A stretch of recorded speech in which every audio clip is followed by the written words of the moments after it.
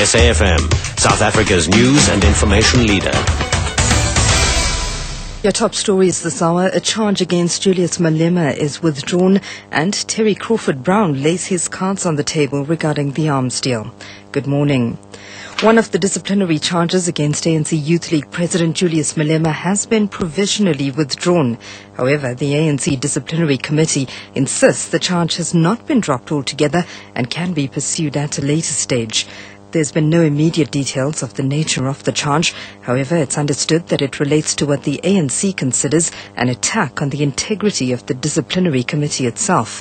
Tulasizwe Simalane reports. The provisional withdrawal of the charge stems from an application brought by Malema yesterday in which he contended that the disciplinary committee could not hear the matter as the charge relates to the committee itself. While details are not available, the charge could have its foundation on a number of statements Malema's made in the past about the disciplinary committee. At the Youth League Congress in June, for instance, he alleged that the committee was being abused by those who wanted to get rid of him in the ANC. The hearing has meanwhile been moved to a new venue. Tulasizwe Simelane, SABC News, Johannesburg. Arms deal activist Terry Crawford Brown says he will only withdraw his constitutional court case against President Jacob Zuma if credible people are appointed to the newly announced Commission of Inquiry. Crawford Brown says he wants to see the terms of reference first before taking a decision about the case. It's set down for November 17th in the Constitutional Court.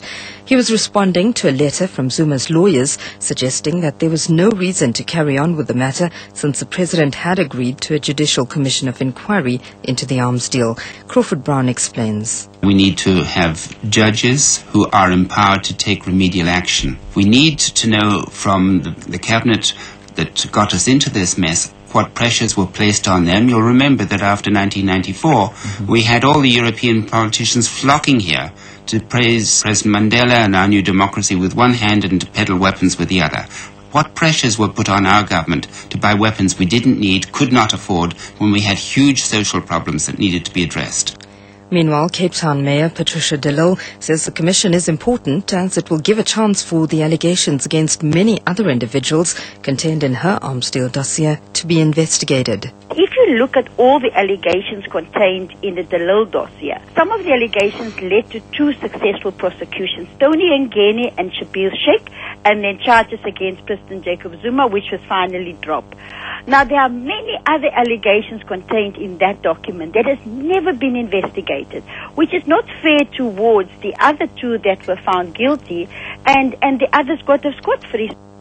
Cape Town Traffic Police have arrested two minibus taxi drivers after they allegedly assaulted an officer in the city centre. Traffic spokesperson Mel Lawrence says the officer was arresting a taxi driver for not operating according to his permit when the driver hit him in the face. The officer and his colleague were then confronted by a second taxi driver who threatened them and tried forcefully to release his colleague. But both these suspects were arrested and charged for assault, intimidation, resisting arrest and operating contrary to permit conditions. There's a high police presence at Meway and Lansdowne Road in Khayelitsha on the Cape Flats following protests in the area yesterday. Police had to use stun grenades to disperse residents. They'd been unhappy about the disconnection of electricity cables. Litter, rocks and tyres are still scattered across the streets, but the situation is calm. Local businesses have a crucial role to play in addressing climate change, especially in reducing their carbon footprint. This is the view of Sado Kane of DuPont Sustainable Solution, a global science and innovation company. Today marks World Ozone Day, and Kane says the issue around the reduction of greenhouse gas emissions is still firmly in the spotlight. Kane says South Africans should take the issue of climate change seriously. Businesses have a very critical role, but at the same time, there is an important point to understand is that businesses alone cannot basically tackle this challenge, that one of the biggest challenge actually that the world is facing today. So the way we need to approach this is really through collaboration. So businesses have to engage with all stakeholders, talking about government, peer companies, NGOs, university, in order to really have a broad impact.